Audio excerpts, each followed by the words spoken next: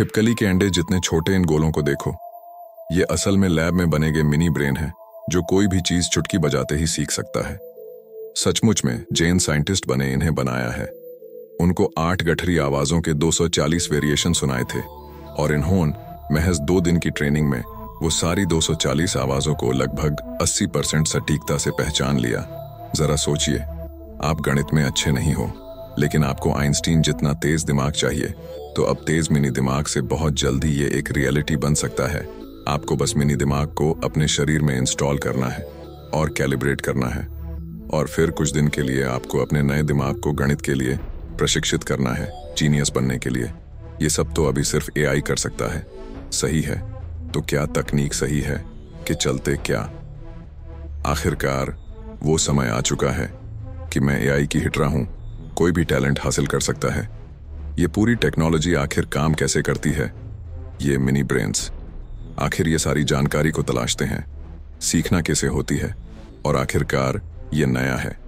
Mini brain आखिर हमारे दिमाग में फिट कैसे होगा? ये सब आज के इस वीडियो में हम डिस्कस करेंगे। लेकिन आगे बढ़ने से पहले इसमें एक समस्या है। आपने नोटिस किया कि नहीं तो हमारे दिमाग में पहले से ही काफी सारी जानकारी प्रक्रिया हो रही है ना, और इसी प्रोसेसिंग के कारण से हम रोजमर्राओं की चीज को आराम से कर पाते हैं। अब अगर हमने हमारे दिमाग का कुछ हिस्सा सिर्फ एक ही चीज के लिए समर्पित कर दिया, तो जाहिर तौर पर हमारी खोपड़ी के सीमित आकार के कारण से बाकी हिस्सों में से कुछ हिस्सा समझौता करना पड़ेगा, और शायद कुछ कार्यों में समझौता हो सकता है।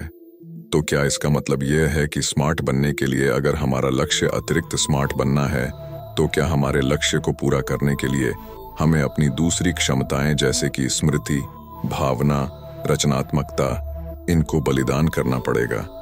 देखो, इसी विश्लेषण करने से पहले ना हमें यह समाधान होगा कि इसी बनने के पीछे वैज्ञानिकों का असली मकसद क्या है। तो देखो, आज के समय में ना मेडिकल साइंस इतना एडवांस हो चुका है कि हम बॉडी के किसी भी ऑर्गन को हमारे बॉडी के बाहर जिंदा रखने के साथ ही उसने दूसरे मरीज में ट्रांसप्लांट भी कराया। लेकिन इतनी तरक्की के बावजूद हमारा ब्रेन इकलौता ऐसा ऑर्गन है जिसे ट्रांसप्लांट करना तो दूर, उसे जिंदा रखना तक हम शरीर के बाहर हम हासिल नहीं कर पाए। वजह ब्रेन को जिंदा रखना है के लिए उसका कौन सा पुर्जा सटीक रूप से क्या काम करता है, ये पता होना जरूरी है। लेकिन हम आज भी सीटी स्कैन, एमआरआई होने के साथ साथ दूसरे जानवरों के दिमाग या तक कि इंसानी दिमाग को काटकर उसमें प्रयोग करने के बाद भी इसे पूरी तरह से समझ नहीं पाया। तो इसके लिए 2013 में ऑस्ट्रिया के इंस्टीट्यूट ऑफ मॉलिक्यूलर बायोटेक्नोलॉजी के साइंटिस्ट ने सोचा कि क्यों एक ब्रेन को स्क्रैच से बनाकर उसका अध्ययन किया जाए। बस इसके लिए उन मानव शरीर से स्टेम सेल निकाले जाएं। क्या कुकी स्टेम सेल ही शरीर के दूसरे सेल्स को जन्म देती है? लेकिन सेल्स को बनाने के लिए ग्रोथ फैक्टर कहे जाने वाले रसायनों की जरूरत होती है। तब जाकर वो किसी विशेष प्रकार की कोशिकाओं को बनाते हैं, जिनके हृदय की कोशिकाएं बनती हैं, त्वचा कोशिकाएं या मस्तिष्क कोशिकाएं मुझे तब्दील होती हैं। अब इन्हीं विकास कारकों में एक है नोगिनजोस्टेम कोशिकाएं। विशेष रूप से मस्तिष्क कोशिकाएं मुझे बनाती हैं। तो वैज्ञानिक ने स्टेम सेल में नोगिन ग्रोथ फैक्टर को इंजेक्ट किया और उन्हें ऐसी स्थिति में रखा जो हमारे शरीर की स्थिति को काफी मेल खाते हो, और इसके लिए उन्हें हमारे खून की तरह एक तरल पदार्थ के रूप में कोशिकाओं को पोषक तत्व दिए, और शरीर के तापमान की नकल की करने के लिए कोशिकाओं में अनहोने को अवन जैसा इंक्यूबेटर में भी रखा। इस सब की बात है, उन्हें बस 3-4 दिनों का इंतजार किया, और पता है उन 3-4 दिनों में क्या हुआ? खैर, उनमें से कई सारे स्टेम सेल दुर्भाग्य से मर गए, लेकिन जो बच गए मस्तिष्क की कोशिकाओं को सफलतापूर्वक अनहोन करने के लिए यानी कि न्यूरॉन्स का रूप ले लिया था, और उन्हें एक पेन की नोक जितने छोटे मस्तिष्क के ऊतकों को भी बना लिया था। तो अब क्योंकि उन्हें सकारात्मक परिणाम मिले, इसीलिए उन्हें ठीक किया जाए। कुछ दिन और मस्तिष्क की कोशिकाओं को विकसित किया जाए, जिसने ठीक 60 दिन बाद जब वैज्ञानिकों ने एक बार फिर से निरीक्षण किया, तब उन्हें देखा कि मस्तिष्क की कोशिकाओं का आकार काफी खराब हो गया था। साथ ही उन्हें अब इसमें मध्य मस्तिष्क, अग्र मस्तिष्क जैसी संरचनाएं भी नजर आने लगीं। यानी कि बात यह है कि वैज्ञानिक प्रयोगशाला में जीते मिनी दिमाग बनाए, कामयाब हो गए, पर क्या ये मिनी दिमाग काम भी करते हैं? खैर, इस बात का पता लगाना है सबसे पहले ये जरूरी था कि हम हमारे मस्तिष्क के विद्युत आवेगों का अनुवाद करें, उसके साथ संचार स्थापित करें और साथ ही साथ संचार भी स्थापित करें। तो इसके लिए वैज्ञानिक बने एक माइक्रोचिप डिजाइन किया जो इनके साथ विद्युत आवेगों के बारे में बात कर सकता है और उसे मिनी में उपयोग करें। दिमाग के साथ कनेक्ट कर डाला। इसे हुआ ये कि ये माइक्रोचिप्स अब एक मिनी दिमाग के लिए हैं। सूचना को विद्युत आवेगों में अनुवाद कर सकते हैं और बदले में उन दिमाग से आए सिग्नल को दोबारा जवाब के रूप में हमें बता सकते हैं। बस फिर जैसे वैज्ञानिक हों, छोटे दिमागों के साथ संवाद करने का एक प्रभावी तरीका मिला। इसी संचार की मदद से अब दिमागों को प्रशिक्षित करना भी शुरू कर दिया है। प्रशिक्षण के पहले चरण में 8 अलग अलग पुरुष आवाजों को विद्युत संकेतों के रूप में दिखाया गया है। मुझे लगातार 2 दिनों तक दिमाग को फीड किया, मूल रूप से उन अलग अलग आवाजों के पैटर्न के अंतर को समझने के लिए। एक बार ये हो गया, अब समय था इन्हें टेस्ट करके ये देखने का वास्तव में मैं ये हमारे दिमाग की तारा चीजों को भी समझता हूं कि नहीं।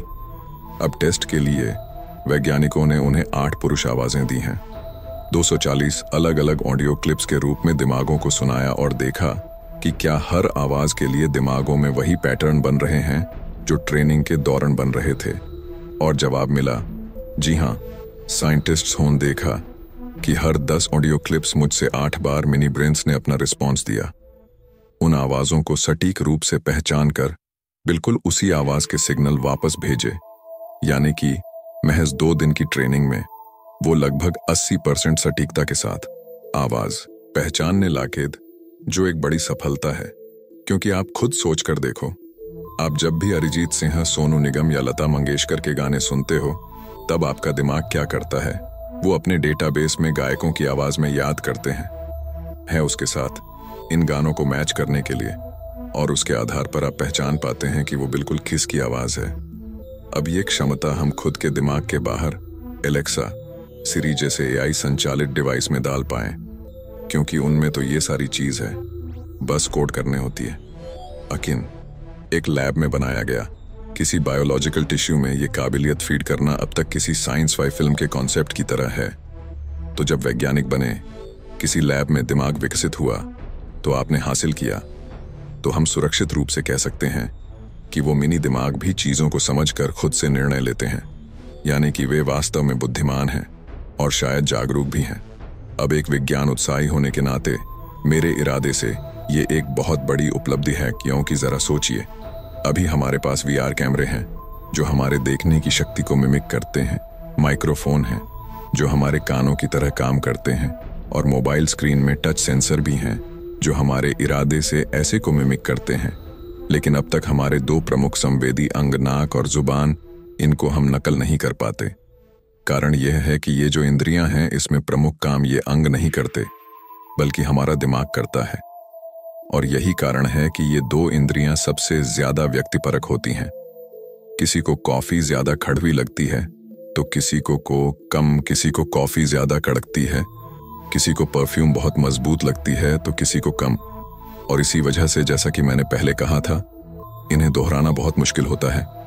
हाँ, कुछ साइंटिस्ट ने इन्हें मिमिक करने की कोशिश जरूर की है।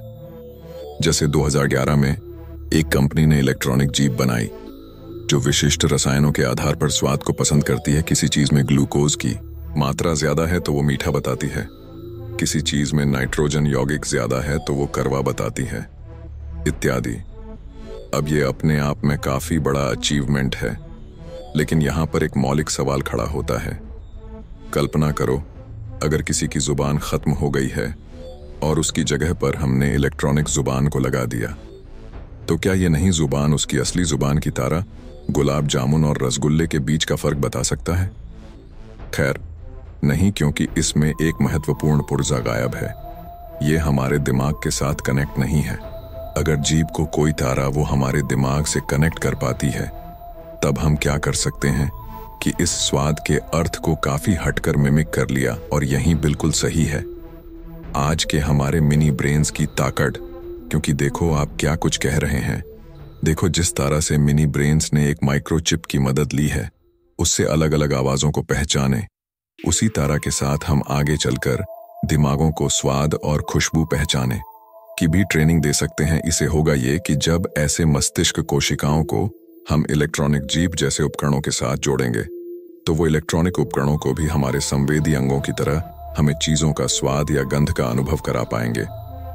इसके अलावा अगर हमें कृत्रिम नाक, हाँ जुबान की जरूरत भी नहीं पड़ती, सिर्फ हमें घर बीते ऑनलाइन किसी परफ्यूम को महक करके टेस्ट करना है, तो ऐसे में हम ISI तकनीक को और अधिक सरल बनाकर उपयोग कर सकते हैं।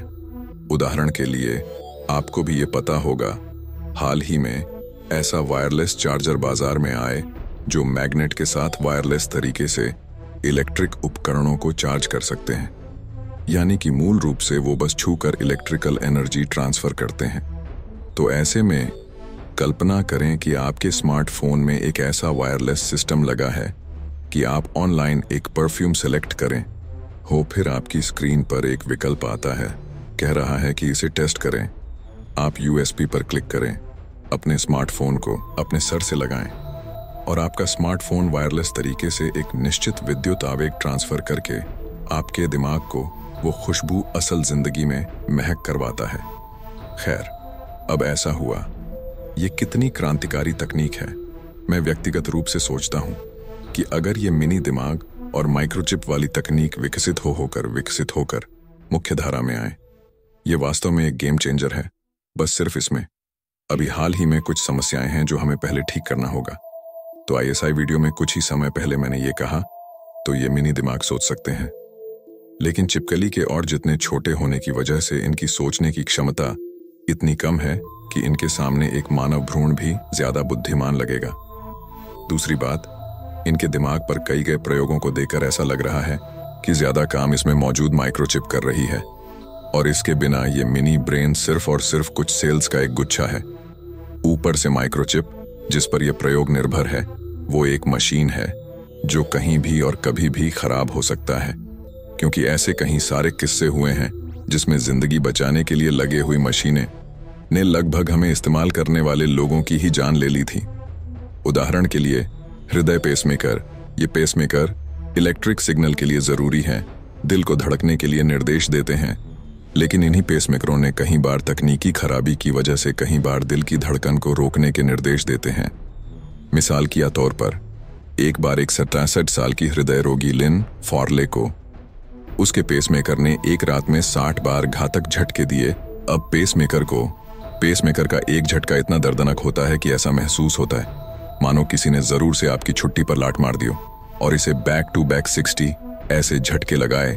इस वजह से वो अस्पताल पहुंचने से पहले ही बेहोश हो गई, और इसे जिंदा रखने के लिए डॉक्टरों को उसका दोषपूर्ण पेसमेकर निकालना पड़ा। ऐसा एक और एक मामला में मिस्टर पेरी के नाम के मरीज को इसके कारण से इतने दर्दनाक झटके लगाए कि उन्हें खुद डॉक्टरों को इसे निकालने को कहा, जबकि वो ये जानते थे कि पेसमेकर के बिना वो जिंदा नहीं रह सकते। यानी कि कुल मिलाकर हम पेसमेकर पर जितना चाहे भरोसा कर लें, लेकिन आखिर में वो एक मशीन ही है जो कभी भी अन्य मशीनों की तरह खराब हो सकती है।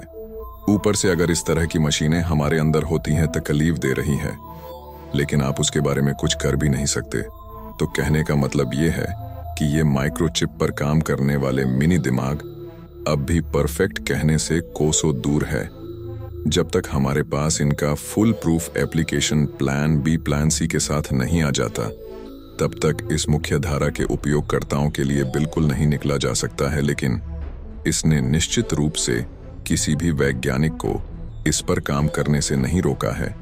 वैज्ञानिक प्रौद्योगिकी के पीछे की क्षमता को अच्छी तरह से समझते हैं और इसके चिकित्सा अनुप्रयोग और कुछ मानसिक विकार हैं को इलाज करने की क्षमता को भी जानते हैं, क्योंकि 2021 में एक बहुत ही दिलचस्प प्रयोग हुआ था। इन्होंने इसी ब्रेन के कुछ टिश्यू को चूहों के ब्रेन में इंजेक्ट किया था, और टैब अनहोन ये देखा कि लगभग 3 महीनों के बाद ये लैब में ब्रेन के सेल्स बनाए गए ने चूहों के मूल मस्तिष्क कोशिकाओं के जैसे तंत्रिका कनेक्शन बना लिए, मानो जैसे ये प्रयोगशाला में कृत्रिम मस्तिष्क कोशिकाएं बनाई गईं। चूहों के वास्तविक प्राकृतिक दिमाग का एक पद बन गया हो। अब मुझे नहीं पता कि आपका इसका संभावित समाज में आ रहा है कि नहीं, लेकिन सचमुच पार्किंसंस रोग, अल्जाइमर रोग, डिमेंशिया, ऐसे कई सारे मस्तिष्क संबंधी विकार जहां मस्तिष्क की कोशिकाएं खत्म हो जाती हैं, लेकिन यह तकनीक कम से कम उन्हें ठीक करने की क्षमता रखती है। तो हमें लाचारी के बारे में जरा कल्पना कीजिए कि आपको पता है कि आपके शरीर के अंदर लगी है मशीन, आपके पास से। जैसे मैंने पहले कहा, इसमें आपके ही शरीर के सेल्स को इस्तेमाल करके आपके ब्रेन सेल्स बनाए जाते हैं। तो यहाँ पर सेल्स का मैच नहीं होने का भी कोई सवाल नहीं होता। तो हाँ, क्या लैब में विकसित दिमाग की वजह से हमें मेडिकल साइंस में एक बहुत बड़ी सफलता मिल सकती है? और अब बस वक्त ही बताएगा कि प्रौद्योगिकी की वास्तविक क्षमता क्या है। अब एक तरफ जहां पर दिमाग को कृत्रिम रूप से बनाना चाहते हैं, दूसरी तरफ क्या आपको नहीं लगता कि अगर हमसे कोई आधुनिक प्रजाति ब्राह्मण में रहती है तो उन्हें हाई तकनीक पहले से ही आती है? और अगर आती है तो क्या ऐसा नहीं हो सकता कि हमारा ये ब्राह्मण भी एक तरह का बड़ा मस्तिष्क है? अच्छा, ऐसा कुछ दिमाग लगाने वाले निष्कर्ष दो वैज्ञानिक होने किए हैं, फ्रैंको वाजा और न्यूरोसर्जन अल्बर्टो फेलिट्टी, जिन्होंने कुछ ब्रेन स्कैन और जेम्स वेब स्पेस टेलीस्कोप से मिले ब्राह्मण के चित्रों को साथ साथ जब तुलना की गई, तब उन्हें ब्राह्मण में कुछ ऐसे अजीब पैटर्न दिखे जो हमारे दिमाग से बहुत मेल खा रहे। वही संरचनाएं, वही कनेक्शन और यहाँ तक कि वही एक्टिविटीज भी जो फिजिक्स के उन्हीं कैद कानून हो पर चलती है। तो क्या इसका मतलब हमारा ये ब्राह्मण एक ब्रेन हो सकता है? इस पूरे मुद्दे को डिटेल में मैंने डिकोड किया है अब इस वीडियो में, जो आप यहाँ पर क्लिक करके देख सकते हैं। काफी दिलचस्प वीडियो, आपको बहुत पसंद है। सारे आकर्षक चीजों के बारे में पता चलेगा। अगर ये वीडियो पसंद आया तो एक लाइक जरूर ठोकना है और चैनल को सब्सक्राइब करें ताकि ऐसे दिलचस्प वीडियो आप आगे कभी मिस ना करो। अगली बार मिलते हैं, तब तक हमेशा की तरह उत्सुक रहें और सीखते रहें। जय हिंद।